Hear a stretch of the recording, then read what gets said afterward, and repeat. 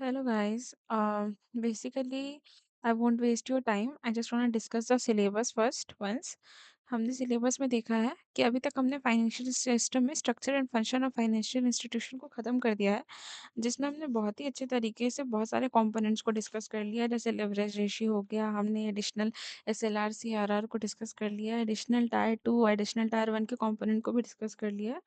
उसके बाद फिर हमारा लास्टली वीडियो भी आज एएनबीसी पे भी मैंने डाल दिया था। फिर डेवलपमेंट बैंक, पेमेंट बैंक्स क्या होते हैं, नेशनलाइज्ड बैंक्स और नॉर्मल पब्लिक सेक्टर बैंक में क्या फ़र्क है, सॉल्वेंसी लिक्विडिटी और उसका क्राइसिस को लेके क्या होता है, एनडीडीएल क्या कंपोनेंट है। I think deficit clearing and settlement करके मैंने बहुत सारे टॉपिक्स को क्लियर कर दिया है, तो अब आपको बैंक और उसके फंक्शंस को समझ में बिल्कुल भी दिक्कत नहीं आनी चाहिए।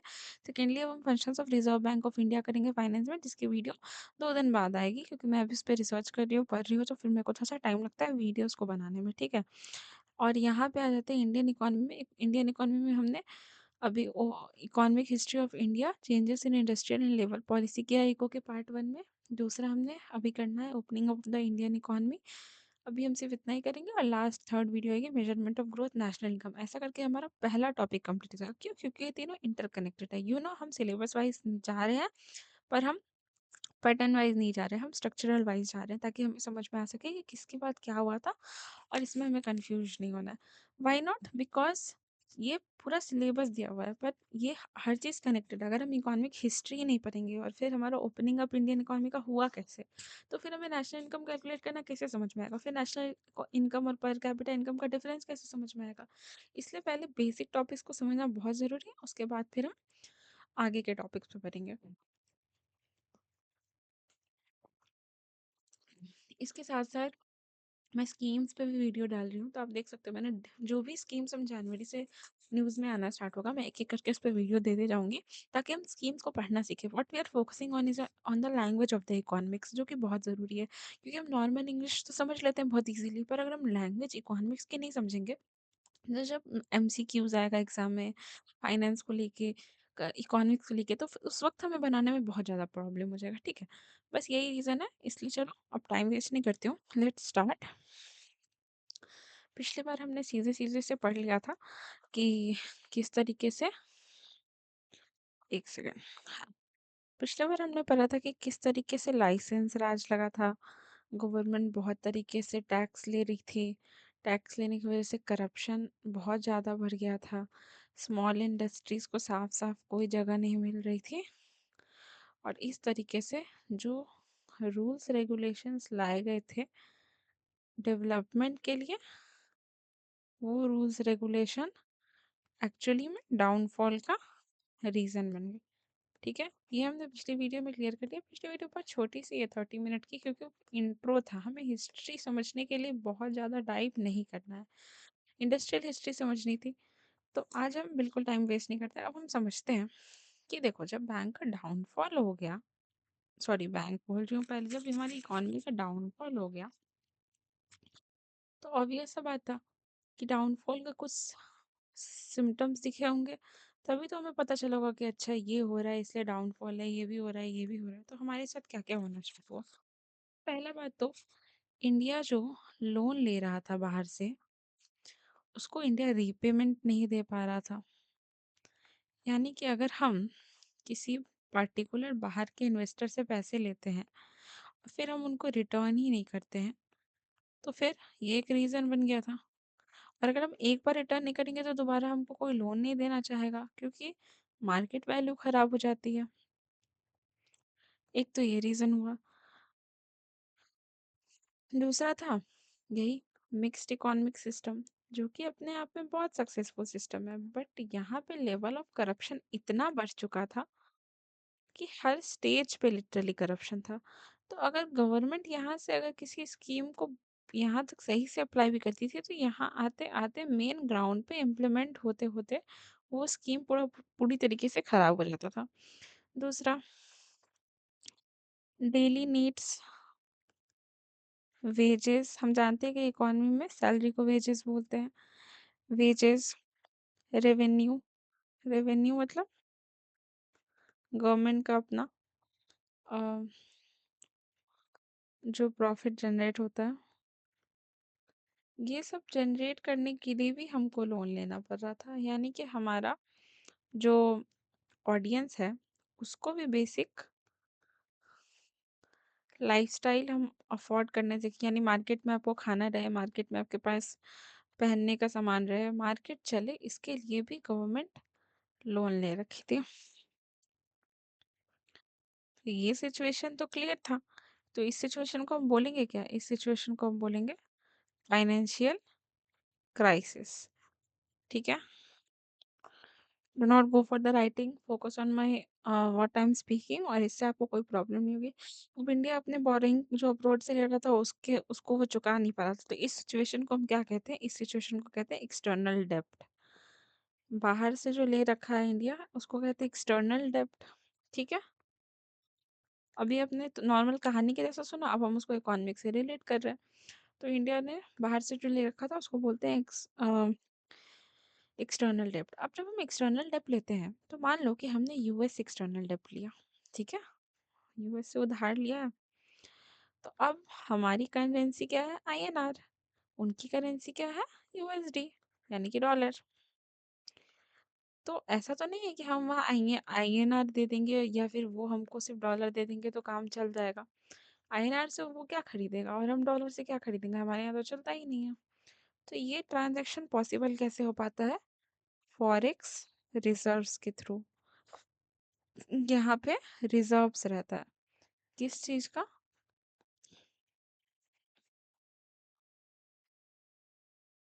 फॉरेक्स यानी कि करेंसी का। फॉरेक्स मतलब करेंसी नहीं होता है, यहाँ पे हम बता रहे कि करेंसी रिजर्व्स रहता है। ठीक है। यहाँ पे अलग अलग कंट्रीज की करेंसी हर देश अपने रिजर्व्स में रखता है, ताकि जब हम उनको आईएनआर दें, आईएनआर की पेमेंट करनी हो, तो जितना आईएनआर हमको देना है उतना डॉलर हम उनको निकाल के यहाँ से दे सके, और जितना डॉलर वो हमको देंगे वो डॉलर हम यहाँ पे रख के उसको आईएनआर को उतना यूज कर सके, क्योंकि ये तो हमारा सेविंग्स सेविंग्स हो ही गया। ठीक है। एक सेकेंड रुक जाना। तो अभी हमने दो टर्म्स को पढ़ा कि जब हम मनी नहीं पे कर पाते और हमने फॉरेन से पैसे ले रखे हैं, तो उस सिचुएशन को हम बोलेंगे एक्सटर्नल डेब्ट। और उस पैसे का ट्रांजैक्शन किसके थ्रू होता है? वो होता है फॉरेक्स रिजर्व्स के थ्रू। ये हर कंट्री के पास होता है, ताकि हर कंट्री इसमें अलग अलग करेंसी ले सके और ग्लोबल लेवल पे ट्रांजैक्शन कर सके। आई hope this was very clear. I know थोड़ा दिमाग में जाने में टाइम लगता है, पर मैं दो चार बार बोलते रहूंगी बीच बीच में तो समझ में आ जाएगा। अभी क्या था कि एक्सपेंस ज़्यादा था इनकम से, तो गवर्नमेंट को तो बोरो करना ही पड़ेगा। तो अभी गवर्नमेंट किस कंडीशन में थी? डेफिसिट के। गवर्नमेंट को किस कंडीशन में होना चाहिए यूजुअली? सरप्लस के। डेफिसिट सरप्लस का सिस्टम हमने फाइनेंस में बहुत अच्छे तरीके से पढ़ा इन वेरी डिटेल, बट मैं यहाँ भी समझाऊंगी ऑब्वियसली। तो हमें डेफिसिट में थे हम, और हमको होना किस सिचुएशन में चाहिए था? सरप्लस में, यानी कि हम लॉस में थे। पर कंट्री प्रॉफिटेबल कब होती है? जब वो प्रॉफिट में होती है। अब हमारी फॉरेक्स रिजर्व्स जो होते हैं, जिसमें हम दूसरी कंट्रीज का करेंसी, अपना गोल्ड, अपनी करेंसी सब कुछ रखते हैं, वो दिखाता है कि एक कंट्री कितनी स्ट्रांग है। मान लो कि आज अचानक से कोई सडन शॉक हो। Sudden sudden shock in the sense कि मान लो कि कोई कंट्री किसी कंट्री पे अटैक कर दे, जैसा कि अभी हो ही रहा है। तो कोई कंट्री किसी कंट्री पे अटैक कर दे और सडन पूरा सिस्टम इधर से उधर हो जाए, कि अचानक से हंगर स्ट्राइक होने लगे, कोई वॉर छिड़ जाए, तब हम क्या करेंगे? ऐसे में तो कंट्री को, जो सबसे पुअर कंट्री होगी, उसको लोग पूरा डिवास्टेट करके रख देगा, है ना, पूरा बर्बाद करके रख देगा। तो वैसे सिचुएशन में अगर कंट्री के पास अपना फॉरेक्स रिजर्व होता है, तो जितने महीने का होता है एटलीस्ट, अगर उतने दिन हमारा कंट्री लॉस में भी रहेगा ड्यू टू वॉर या कोई भी रीजन से, तो भी हमारा इकॉनमी नहीं रुकेगा। इकॉनमी नहीं रुकेगा इन द सेंस क्या होता है कि हमारे कंट्री में, जैसे कि जो हमारे सिटीजन्स हैं, उनका डेली नीड्स पूरा हो पाएगा। और गवर्नमेंट जैसी चलती है एटलीस्ट कुछ कट्स के साथ वैसे ही चलेगी। आई hope this was very clear. तो अभी हमारे फॉरेक्स रिजर्व में इंडिया के पास कितना पैसा है ये तो क्लियरली मुझे याद नहीं है, लेकिन इतना है कि 11th मंथ तक हम चला सकते हैं। यानी कि जनवरी में अगर आज कुछ होता है तो हमारे पास इतना है कि फरवरी से लेकर दिसंबर तक हमारा इकॉनमी रन कर सकता है। ठीक है, हमको मांगना नहीं पड़ेगा, हमारा काम चल जाएगा, बस इसी को बोलते हैं। पर जब क्राइसिस आया उस समय तो हमारे पास कितने दिन का था? बस 2 वीक। और एक टाइम ऐसा आया जब हमारे पास सिर्फ एक रात के लिए बचा था, फोर्टनाइट। ठीक है, रीजंस क्या था कि इतना बड़ा क्राइसिस आ गया? क्योंकि गवर्नमेंट का पॉलिसीज तो बेकार नहीं था। पॉलिसीज तो हमने पिछले बार पढ़ा है फर्स्ट वीडियो में, बहुत अच्छा था। देखो मैं हर वीडियो में हर चीज़ डिस्कस नहीं कर सकती वरना वीडियो अननेसेसरी लंबा हो जाएगा, तो वो मुझे नहीं करना है। पॉलिसीज तो अच्छी थी, लेकिन क्या रीजंस था जिसकी वजह से पॉलिसीज ठीक से इम्प्लीमेंट नहीं हुई? फंड का मैनेजमेंट सही नहीं था। मान लो कि गवर्नमेंट ने उतना फंड एलोकेट भी कर दिया, पर वो फिर मैंने बताया था ऐसे आते आते आते उस फंड को पूरी तरीके से बर्बाद किया गया। टैक्सेस बहुत सॉरी हिंदी नहीं लिखना था ना, बट लिख भी सकते हैं हिंदी में, ऐसी बुराई तो कुछ है नहीं। I don't know why does it stops working every time.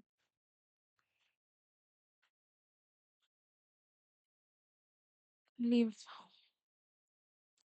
तो टैक्सेस वेयर इरेलेवेंट और डिसप्रपोर्शनेट, यानी कि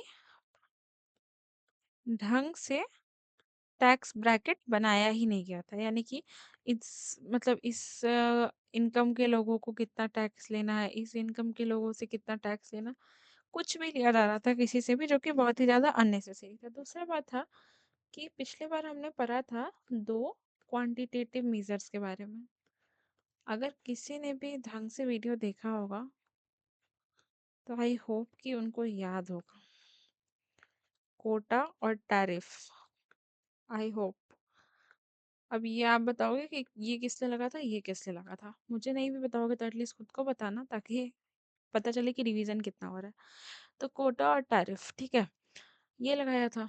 तो इसकी वजह से क्या हो रहा था कि इम्पोर्ट्स का, एक तो इम्पोर्ट्स पे बहुत ज़्यादा रिस्ट्रिक्शंस था, टैक्स था, और कितना इम्पोर्ट कर सकते हैं ये भी सरकार ही डिसाइड कर रही थी। तो इसकी वजह से क्या हुआ कि मान लो कि ये सामान 2 रुपए में बाहर से हम खरीद के भी ले आते और यहाँ यूज भी हो जाता, पर हमारे यहाँ बनने में 2 रुपए, इसको सामान लाने में बना, 1 रुपया इसका बनने में लगा, 2-3 रुपया सैलरी जाने में लगा, फिर 2 रुपया इसको मार्केट में लाने में लगा, तो ये 2 रुपया का सामान 7 रुपया का यहाँ हो गया। अब सरकार तो कह रही है कि इसको इसको इसको हर लेवल को एम्प्लॉयमेंट मिला, जो कि ठीक है, लेकिन ये जो फाइनल आउटकम आया ये तो पब्लिक के खरीदने के बजट से ही बाहर था। तो even if it was a good plan, it was not a good plan. ठीक है, दूसरा बात है कि हमारे डेली नीड्स को पूरा करने के लिए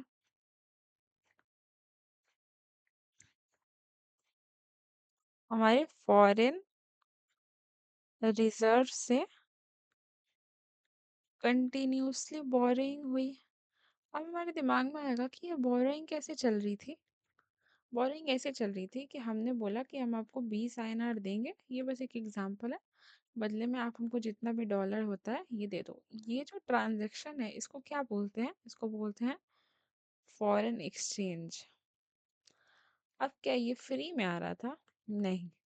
जब जब ये 20 देता था तो अब ये सब आता है, इसका वैल्यू ज़्यादा था उस वक्त, तो चलो फिर भी ये नहीं हुआ था, तो ये 20 INR दिया, लेकिन ये इस पर टैक्स लगा के दे रहा था कि ठीक है इतना देंगे, पर इसमें जब 20 ले लो अभी, लेकिन जब लौटाना तो 22 लौटाना। तो फिर इंडिया 20 ही नहीं दे पा रहा था तो 22 कैसे लौटाता? Right example. तो ऐसे ऐसे करते करते ये बढ़ते गया बढ़ते गया बढ़ते गया बढ़ते गया, और ये लोग लोन लेते गया, कभी इधर से कभी इधर से, और लोन दे नहीं पा रहा था, तो फिर ये लोग का पोर्टफोलियो खराब हो गया। ठीक है, पोर्टफोलियो मतलब मार्केट वैल्यू, ठीक है, वीक हो गया। अभी इंडिया को कुछ तो करना पड़ेगा ना, तो क्या किया इंडिया? इंडिया गया आईबीआरडी के पास। आईबीआरडी क्या है? आईबीआरडी है, आई होप सबको पता होगा लेकिन फिर भी, international bank for reconstruction. Please ignore my writing, इसलिए मैं बोलते रहती हूँ, और सुन सुन लिया करो, और तुरंत जल्दी जल्दी नोट्स बनाने का कोई ज़रूरत नहीं है। पहले सुना करो आराम से, मैं नोट्स पीडीएफ तो प्रोवाइड कर ही रही हूँ। तो ये आईबीआरडी के पास गया, ये क्या है? वर्ल्ड बैंक और आईएमएफ, यानी कि इन दोनों का ही पार्ट था। तो इंडिया को बोला गया कि ठीक है, हम आपको 7 बिलियन तक देने के लिए रेडी हैं, लेकिन फ्री में तो देंगे नहीं 7 बिलियन। जब पहले नहीं दे रहा था तो अब क्यों फ्री में देगा हम लोग को? तो फिर ये लोग इंडिया के आगे कंडीशन है। पहले बात तो ये लोग इंडिया को बोला कि आपको लिबरलाइज होना पड़ेगा। लिबरलाइज होने का क्या एग्जैक्टली मतलब है? कि ये जो आप स्ट्रिक्ट स्ट्रिक्ट पॉलिसीज लगा के रखे हैं कि हाँ, हम इंपोर्ट्स नहीं देंगे, मतलब इंपोर्ट नहीं लेंगे, हम अपना इकॉनमी को ओपन नहीं करेंगे, हम सब कुछ अपने यहाँ ही बनाएंगे, हम बाहर के किसी कंट्री को हमारे यहाँ आने नहीं देंगे। और बिकॉज इंडिया का रीजन सही था, क्योंकि अचानक से उसको भी 200 साल तक लूटा गया था, तो वो लोग क्यों अलाउ करेगा? लेकिन स्टिल बोला गया कि अगर आपको हमारा ये $60 का बेनिफिट चाहिए तो आपको करना पड़ेगा। तो इंडिया यहाँ पे न्यू इकोनॉमिक पॉलिसी लेके आया। अब देखो, ये न्यू इकोनॉमिक पॉलिसी ना 2 पार्ट में डिवाइडेड था, ठीक है। एक तो था मैक्रो इकोनॉमिक, अभी भी नहीं लिखना प्लीज, मैं बोल रही हूँ मत लिखो, अभी बस सुनो। माइक्रो इकोनॉमिक स्टेबलाइजेशन और स्ट्रक्चरल रिफॉर्म मेजर्स। तो अभी सिर्फ इतना जानना है कि ये लॉन्ग टर्म में लाया गया और ये शॉर्ट टर्म में लाया गया। तो 2 मेजर है, एक शॉर्ट टर्म एक लॉन्ग टर्म। शॉर्ट टर्म वाले को बोले हम मैक्रो इकोनॉमिक स्टेबलाइजेशन, और लॉन्ग टर्म वाले को बोले स्ट्रक्चरल रिफॉर्म मेजर्स। अब इसके अंदर क्या क्या आया, लेट्स सी। तो शॉर्ट टर्म वाले के अंदर आया बैलेंस ऑफ पेमेंट के बारे में। आपको अभी मत सोचना है कि अरे बैलेंस ऑफ पेमेंट क्या होता है, तुरंत हड़बड़ा गए सोचने लगे, नहीं। अभी इतना जानो कि माइक्रो इकोनॉमिक स्टेबलाइजेशन के अंदर बैलेंस ऑफ पेमेंट था और इन्फ्लेशन था। इन्फ्लेशन का मतलब होता है कि ये प्राइस हमारा बढ़ रहा है तो कितना से बढ़ रहा है, यानी कि अगर हमारे इकोनॉमी में बहुत ज़्यादा ज़्यादा जल्दी जल्दी प्राइस बढ़ रहा है, यानी कि हमारी इकोनॉमी में महंगाई बहुत ज़्यादा है, तो हमको उस चीज़ को क्या करना था, बैलेंस करना था। और बैलेंस ऑफ पेमेंट का मतलब हुआ कि हमने जितना दिया है, हमने जितना लिया है, उसको हम बैलेंस करें। अभी के लिए हम इतना समझेंगे, इस पे पूरा सेपरेट टॉपिक आएगा, इस पे भी पूरा सेपरेट टॉपिक आएगा, तो डोंट वरी, धीरे धीरे कनेक्ट करना है। एक एक बार में पूरा इन्फॉर्मेशन किसी का काम का नहीं है। और स्ट्रक्चरल रिफॉर्म मेजर में हमारे पास 3 चीज़ें आई, लिबरलाइजेशन, प्राइवेटाइजेशन और globalisation. I hope we all are aware of this. तो आज हम बस यही एलपीजी को कवर करने वाले हैं। लिबरलाइजेशन का एक सीधा मतलब ये हो गया कि वो लोग बोले कि आपको अपने सेक्टर्स को खोलना है अलग अलग, जैसे इंडस्ट्रियल हो गया, एक्सपोर्ट इंपोर्ट हो गया, टेक्नोलॉजी के लिए हो गया। दूसरा इन्होंने कहा कि फिस्कल पॉलिसी को ठीक कीजिए। अभी हम यहाँ पे एक नया वर्ड देख लिए, फिस्कल पॉलिसी, यानी कि अपना टैक्स सिस्टम को और स्पेंडिंग को। स्पेंडिंग में क्या, गवर्नमेंट जो है लोन ले लेके बेसिक एमिनिटीज दे रही थी, तो ये बोली कि पहले तो ये रोकिए, ढंग से कीजिए। और दूसरा टैक्स सिस्टम मतलब क्या हुआ, इससे कुछ भी टैक्स ले रहे हैं लाइसेंस के चक्कर में, अब एक चीज बनाता है टैक्स, फिर दूसरा चीज टैक्स, टैक्स, तो इतना टैक्स कहाँ होता है, ठीक है। तो ये 2 चीज ठीक करने के लिए बोला गया। तो हुआ क्या, इंडस्ट्रियल लाइसेंसिंग को हटा दिया गया। अब जो लाइसेंस राज हमने पिछली बार पढ़ा है, अब ये नहीं होगा बार बार, ठीक है। तो एक ये चीज़ सुधरा, लेकिन ये हर चीज़ से नहीं हटा, जैसे कि सिगरेट्स,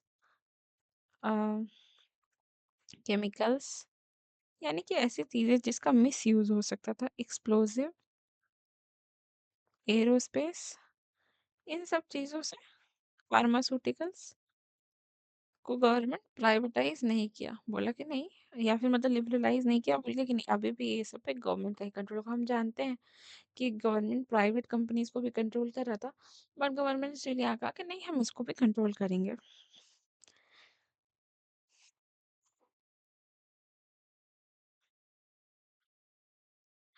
पब्लिक इंडस्ट्री को से हटाया गया, सॉरी पब्लिक इंडस्ट्री में बिल्कुल इंक्लूड किया गया रेलवे को, कि कुछ पार्ट्स को, नॉट ऑल, और एटॉमिक एनर्जी को, इन सब चीज़ों को बिल्कुल भी प्राइवेट हाथों में नहीं दिया गया।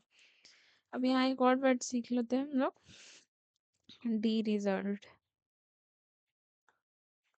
स्मॉल स्केल इंडस्ट्रीज को डी रिजॉल्व कर दिया गया, बोल के कि ठीक है अब आप, क्योंकि पहले इतना टैक्स था, स्मॉल स्केल इंडस्ट्री कोई ग्रो ही नहीं कर सकता, क्योंकि क्या था, हमने पिछली बार क्या पढ़ा था कि बड़ी कंपनी मोनोपोली करने लगी, कि हाँ अब हम तो, हमको तो मतलब कुछ कंसेशन मिल जा रहा है, तुम यहाँ का लैंड खरीद लेते हैं, फिर यहाँ भी लैंड खरीद लेते हैं, क्योंकि हम जितना खरीदते जाएंगे हम तो गवर्नमेंट को टैक्स देंगे, गवर्नमेंट हमको देते जाएगी।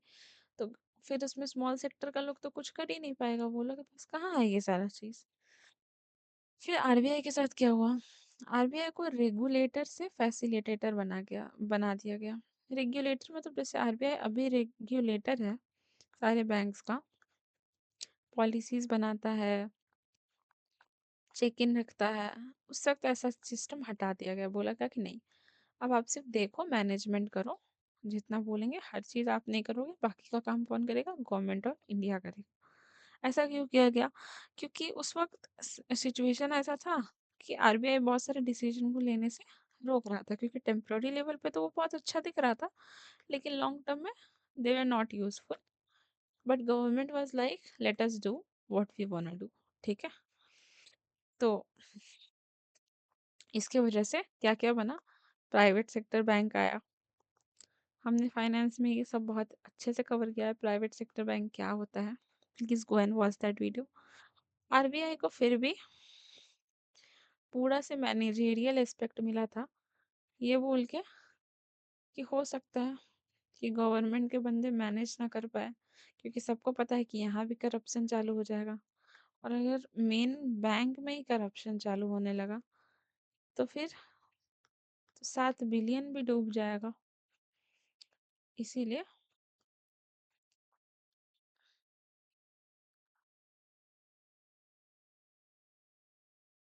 गवर्नमेंट बोली कि नहीं, आप एटलीस्ट मैनेजमेंट का काम आप ही करो, ठीक है।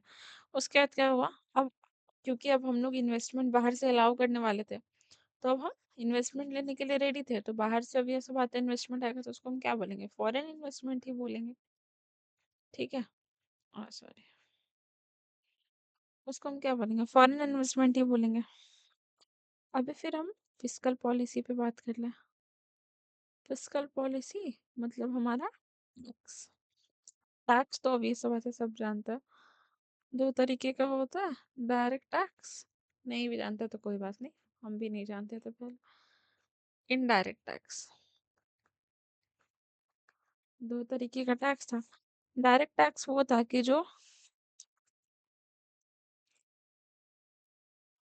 इंडिविजुअल से ये लोग टैक्स ले रहा था, ये बहुत ज़्यादा हाई ले रहा था, उसको ये लोग मॉडरेट किया, टैक्स ब्रैकेट बनाया कि जो इतना अर्न करता है वो इतना टैक्स देगा, जो उतना अर्न करता है वो उतना टैक्स देगा, तो बाउंड्रीज बना।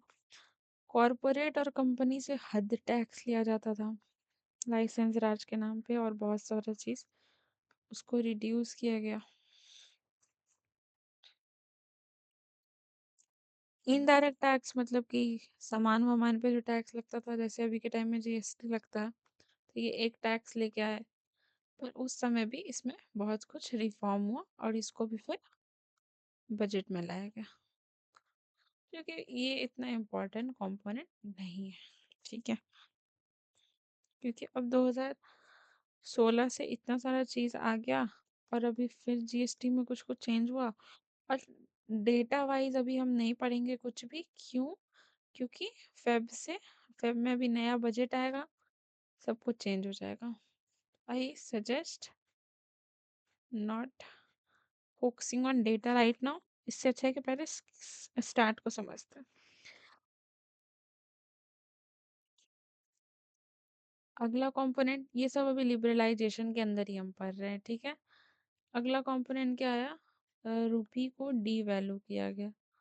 रुपी को डी वैल्यू किया गया मतलब पहले तो हम कोई फॉरेन इन्वेस्टमेंट ले ही नहीं रहे थे, तो किसका क्या टैक्स है उससे हमको कोई मतलब ही नहीं था, किसका क्या रेट है उससे हमको कोई मतलब ही नहीं था। इम्पोर्ट्स करता था तो इम्पोर्ट्स गवर्नमेंट अपने नीड के हिसाब से करता था, और दूसरा तो सिर्फ प्राइवेट कंपनी कर रहा था, तो उसमें हम लोग को दिमाग लगाने का जरूरत नहीं था। तो अभी रुपये को डिवैल्यू किया गया था, आई थिंक 22% या 22% या फिर 22 रुपए के हिसाब से किया गया था, ठीक है। I will confirm. तो इससे क्या हुआ कि अब हमारा फॉरेन एक्सचेंज में फ्लो बढ़ेगा। फॉरेन एक्सचेंज अभी हमने वर्ड पढ़ा था किस चीज़ के बारे में, कि अब हमारे यहाँ अगर इन्वेस्टमेंट आएगा तो हमारे यहाँ डॉलर आएगा, डॉलर आएगा तो हमारे फॉरेन रिजर्व्स में डॉलर भरेगा, तो फिर हम क्या होंगे? स्ट्रांग होंगे। स्ट्रांग होंगे तो हम रीपेमेंट करेंगे, रीपेमेंट करेंगे तो वापस से हमारा पोर्टफोलियो सही हो जाएगा। ये टाइम टेकिंग था, लेकिन ऐसे ही करना था ना।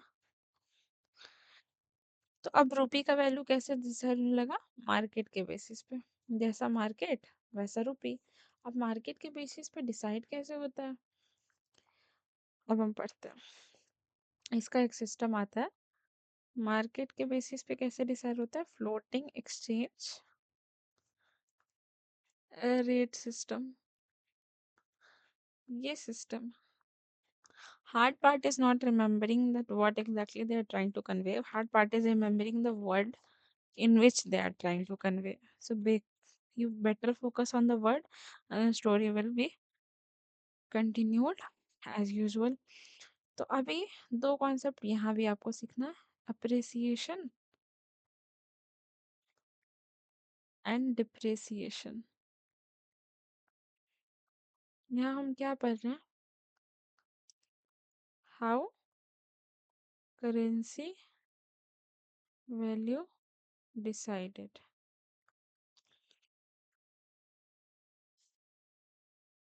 अप्रिसिएशन का मतलब हुआ कि पीपल वांट मोर करेंसी, ठीक है, लोगों को उस करेंसी का जरूरत है। और डिप्रिसिएशन का मतलब हुआ people want to sell currency. एक कलर की वजह से प्रॉब्लम नहीं हो रहा है ना? ये है डिप्रिसिएशन। एक मिनट रुक जाओ, एक second. Oh God, when I need this one the most it won't work. ठीक है फाइन, ये है डिप्रिसिएशन, ये है अप्रिसिएशन। Okay fine. तो पीपल वांट करेंसी और यहाँ people want to sell currency. Sell currency in the sense of क्या? अब यहाँ पे आता है एक दूसरा कॉन्सेप्ट, डिमांड एंड सप्लाई का। डाल कलर चेंज ताकि सब एक में खिचड़ी न लगे। यहाँ पे कुछ भी लिखना नहीं है, समझना ही है, बट फिर भी मैं चेंज कर रही हूँ ताकि समझ पाए। अभी डिमांड एंड करेंसी को डिमांड एंड सप्लाई को समझते हैं। अभी मान लो कि मार्केट किस हिसाब से चलता है। अगर डिमांड हाई है और सप्लाई लो है, ठीक है, तो अब ये सब बात है कि प्राइस बढ़ जाएगा सामान का। क्यों? क्योंकि लोग ज़्यादा मांग रहे हैं और मेरे पास सप्लाई कम है, तो हम यही चाहेंगे ना कि कम लोग खरीदे। तो जो सामान हम 500 बेच रहे थे, अगर उसको 2 लोग खरीद लेते तो हम 1000 में बेचेंगे, तो एक ही बंदा खरीद पाएगा। और अगर डिमांड लो है और सप्लाई हाई है, तो अब ये सब बात है कि प्राइस लो हो जाएगा। मान लेते हैं कि सप्लाई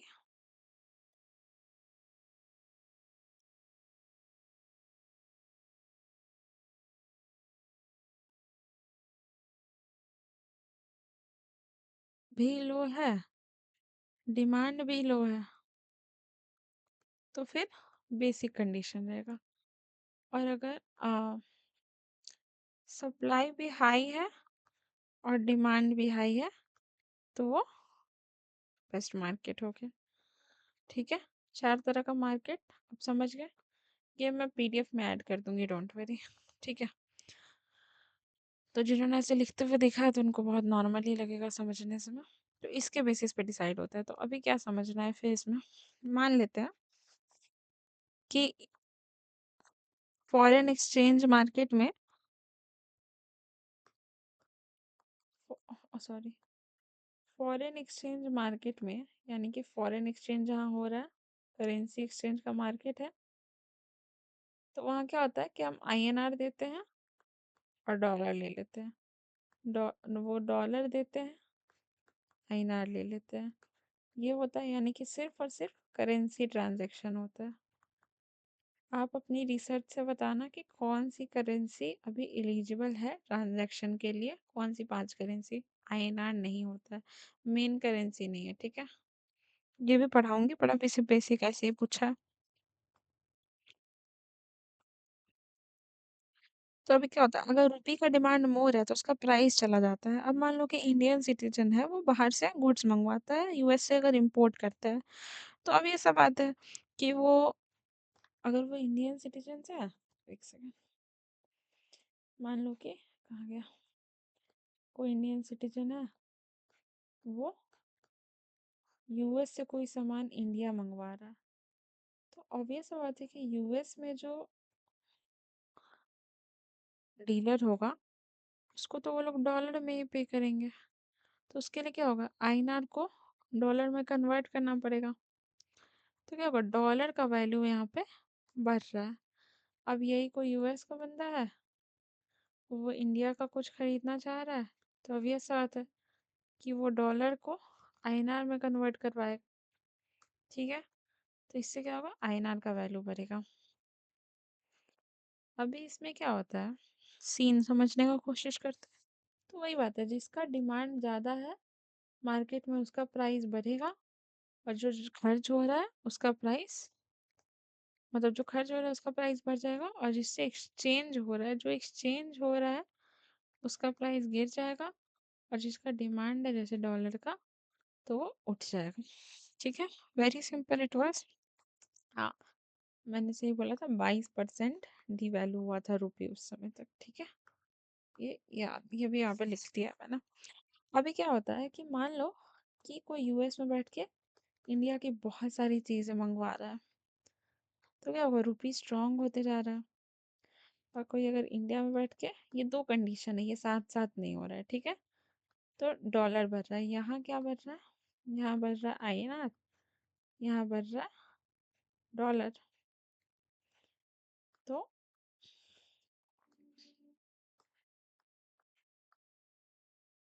अभी क्या होगा, इस केस में हमारे इंडिया में आरबीआई इंटरवीन करता है।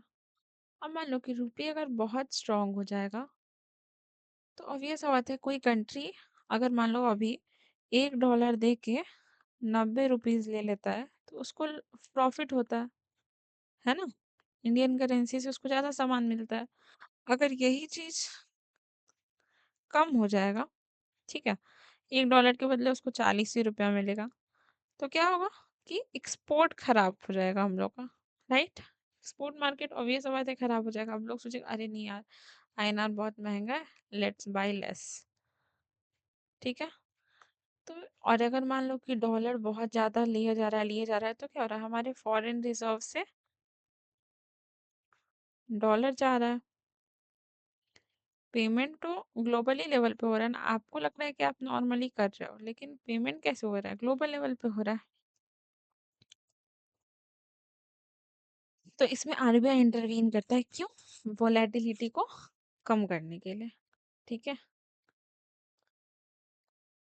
ये कोई एक्सट्रीम सिचुएशन ना बन जाए, क्योंकि इंडिया एक डेवलपिंग नेशन है। तो वर्ल्डली रूल के हिसाब से जितना इंडिया को प्रॉफिट नहीं होता है, उससे ज़्यादा का लॉस हो जाएगा। ठीक है, तो इन सब चीज़ों को ध्यान में रखते हुए आरबीआई जब रुपये वीक होने लगता है यानी कि बहुत ज़्यादा डॉलर आने लगता है तो आरबीआई डॉलर को सेल कर देता है मार्केट में। तो वैसे करने से रुपये वापस स्टेबलाइज हो जाता है। जब ये सीन है, जब रुपये वीक होता है तो डॉलर सेल होता है, रुपये स्टेबलाइज। अब रुपये अगर स्ट्रांग हो रहा है तो ये भी हम समझ गए कि क्यों आरबीआई इंटरवीन होता है और क्यों रुपये को बहुत स्ट्रांग नहीं होने देता है, कि इंडिया एक्सपोर्ट बिजनेस फट ना हो जाए। ठीक है, मार्केट वीक ना हो जाए तो अंदर कंट्री इंडिया का उतना सामान खरीदेगा नहीं और फिर इंडिया का बिजनेस वीक हो जाएगा। तो यहाँ पे क्या होता है कि इंडिया रुपये सेल कर देता है और उसको फिर से स्टेबलाइज कर देता है। I hope this was very easy to understand. Also हम समझेंगे कि डिमांड और सप्लाई का नेचर जो है वो एक साइक्लिक नेचर है। साइक्लिक नेचर का क्या मतलब हुआ? साइक्लिक नेचर का यही मतलब हुआ कि डिमांड आएगा तभी सप्लाई होगा और सप्लाई आएगा तो डिमांड ही आएगा। ऐसा नहीं है कि ये ज़्यादा इम्पोर्टेंट है या ये ज़्यादा इम्पोर्टेंट, दोनों इक्वली ही इम्पोर्टेंट है। इसके बिना ये नहीं चलेगा, इसके बिना ये नहीं चलेगा, तो ऐसे नेचर को हम साइक्लिक कहते हैं। ठीक है, I hope this was clear. Now we have very less left for today, जो कि मैं बहुत अच्छे से समझा देना चाहती हूँ। अभी तक हम लोग लिबरलाइजेशन को ही कंप्लीट कर रहे हैं। ठीक है, तो please liberalisation is the big topic, otherwise फिर प्राइवेटाइजेशन और globalisation is very simple, very very simple. Liberalisation सुन के ही नहीं समझ में आता है कि क्या हो रहा है, अदरवाइज प्राइवेटाइजेशन और ग्लोबलाइजेशन से समझ ही आ जाता है कि क्या बात हो रहा है। अभी अगर हम ट्रेड सेक्टर में देखें तो ट्रेड सेक्टर में क्या हुआ कि क्वांटिटेटिव क्वांटिटेटिव रिस्ट्रिक्शन हटा दिया गया था। अभी पीछे बताया मैंने क्वांटिटेटिव रिस्ट्रिक्शन क्या होता है। ठीक है, तो इसकी वजह से क्या होता है, मैन्युफैक्चरिंग में स्लो ग्रोथ हो रहा था। अभी हम बताया कि अगर आप इतना सारा इंपोर्ट पर टैक्स लगा दीजिएगा कि बाहर से 2 रुपया का सामान हम मंगवा नहीं सकते, इतना टैरिफ, इतना कोटा, और यहाँ बनने में उस चीज़ को 7 रुपया लग रहा है, तो एम्प्लॉयमेंट जनरेशन एक बात है, लेकिन पब्लिक तो हर्ट हो रहा है। पब्लिक कैसे खरीदेगा, अफोर्ड ही नहीं कर पाएगा। तो नंबर 1 चीज़ हटाया गया था इम्पोर्ट लाइसेंसिंग यहाँ पे। नंबर 2 चीज़ एक्सपोर्ट ड्यूटीज़ को भी हटा दिया गया था। एक्सपोर्ट ड्यूटीज़ मतलब वही एक्सपोर्ट से रिलेटेड टैक्स, और इम्पोर्ट लाइसेंसिंग मतलब हर चीज़ को लेके अब लाइसेंसिंग नहीं था, लेकिन अभी भी केमिकल पे, एक्सप्लोजिव्स पे, फार्मास्यूटिकल्स पे, सेंसिटिव सारी इंडस्ट्रीज पे अभी भी था। ठीक है, I hope liberalisation is complete. यहाँ पे कुछ नहीं अब समझने का रहा होगा, और ये तो मैं बस ऐसे सिंपली समझा रही हूँ। अभी इसमें हम और समझेंगे। क्या हुआ, मेरा स्क्रीन क्यों नहीं काम कर रहा? 1 मिनट।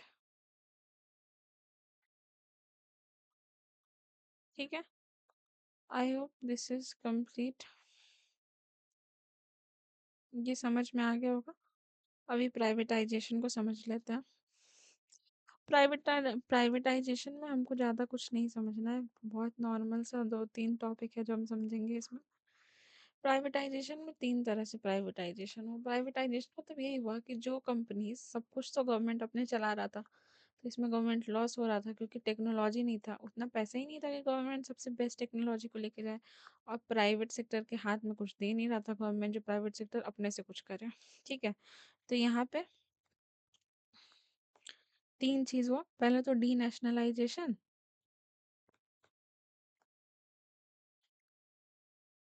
दूसरा हो गया डिसइन्वेस्टमेंट,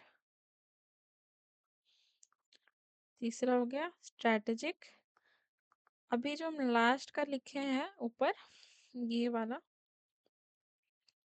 पार्ट कौन सा लिखे हम साफ से, हाँ ये।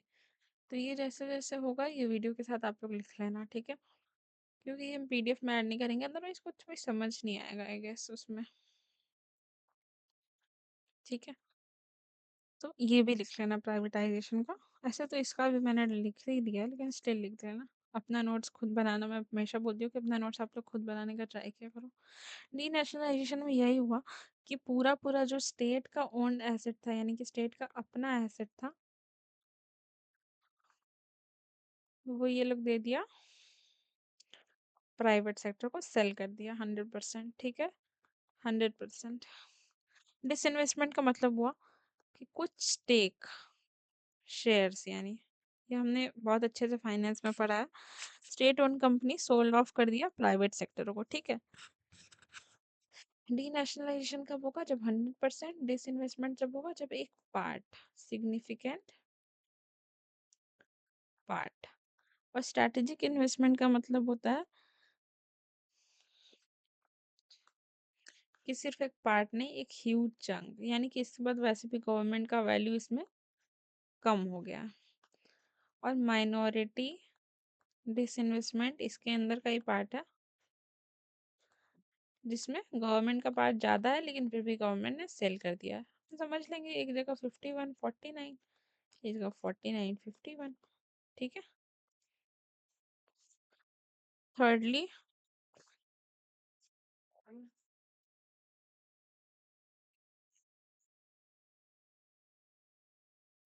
लेट्स दो ग्लोबलाइजेशन। ग्लोबलाइजेशन का क्या हो गया? ग्लोबलाइजेशन में एक सोर्स का पूरा पूरा नाम याद रख लेना है, आउटसोर्सिंग। आउटसोर्सिंग का ये मतलब हो गया कि अब कोई कंपनी यूएस में है, उनको आईटी सेक्टर में बंदों की ज़रूरत है।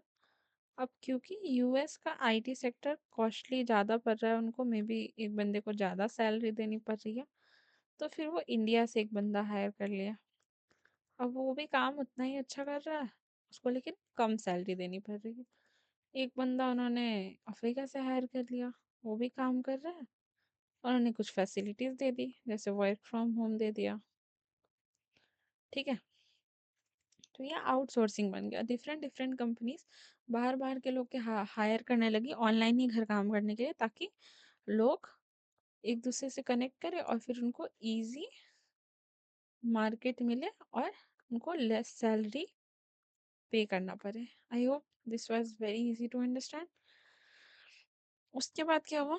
डब्ल्यूटीओ का वैल्यू इंक्रीज हुआ, यानी कि वर्ल्ड ट्रेड ऑर्गेनाइजेशन। इंडिया भी इसका पार्ट था। टेल मी, इंडिया इसका कब से पार्ट था? और हम लोग जानते हैं कि वर्ल्ड ट्रेड ऑर्गेनाइजेशन किसको सक्सीड किया है? We all know that, right? GATT को। ठीक है, तो ये भी कन्फ हो गया। तो इसके थ्रू क्या हुआ? बायलैटरल, ये हम लोग सिर्फ वर्ड समझने के लिए पढ़ रहे हैं, बाकी इसका इतना यूज ही नहीं है। बायलैटरल और मल्टीलैटरल, यानी कि दो देशों का और बहुत सारे देशों का। ठीक है, आपस में मार्केट एक्सेस होने लगा, रूल्स बनाए गए। हालांकि रूल्स तो कोई फॉलो ही नहीं करता है, लेकिन स्टिल बनाए गए कि हाँ, एक ये ट्रेड होगा, ऐसे ट्रेड होगा, ऐसे ट्रेड होगा, कोई किसी के साथ डिस्पैरिटी नहीं रखेगा, कोई किसी को फेवरिज्म नहीं करेगा। लेकिन वी ऑल नो कि एट द एंड सब, सॉरी, सबके सब डेवलप्ड नेशन को फेवर करते हैं। तो वही हुआ। तो इसी की वजह से बहुत सारे मसले सुलझे हुए नहीं हैं, जो कि हम आगे पढ़ेंगे जब हम इंटरनेशनल ऑर्गेनाइजेशन पढ़ेंगे, सब कंप्लीट करेंगे, तो कोई टेंशन का बात है नहीं। इसके साथ हमारा डे 2 खत्म हो गया। अब यहाँ देख लो तुम लोग, what happened to this one, ये शायद यहाँ पे आ गया है।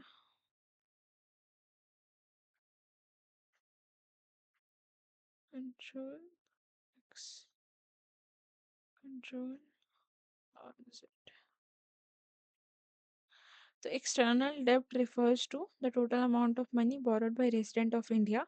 इंडिया का फॉरेन एक्सचेंज रिजर्व मैनेज करता है आरबीआई। ये एक्सटर्नल एसेट है जो कि हेल्ड करता है to ensure the stability of the rupee. Weak portfolio word हमने अभी पढ़ा। अब वीक पोर्टफोलियो का इंडियन एसेट जब हेल्ड, ये तो चलो मैंने थोड़ा सा ये अभी के इसके लिए दे दिया है। Weak portfolio in this context refers to declining value of Indian assets held by foreign portfolio investor. FPI वगैरह के बारे में हम नेक्स्ट वीडियो में बहुत अच्छे से पढ़ने वाले हैं। ठीक है, इकोनॉमिक पार्ट 3 में, और उसके बाद हमारा जानते ही हो ये टॉपिक पूरा ही कंप्लीट हो जाएगा। करेंसी इरोजन का मतलब होता है जब करेंसी का वैल्यू खराब हो जाता है। ठीक है, अब मान लो कि $1 है, उसके आगे 90 रुपीज, तो इंडिया वीक हो गया ना यहाँ पे। फॉरेक्स हम अभी जाने marketplace where national currencies are traded. अभी बताया मैंने कि फॉरेक्स का मतलब ये होता है कि आईएनआर है तो डॉलर से उसको स्वैप कर लो और डॉलर को आईएनआर से स्वैप कर लो।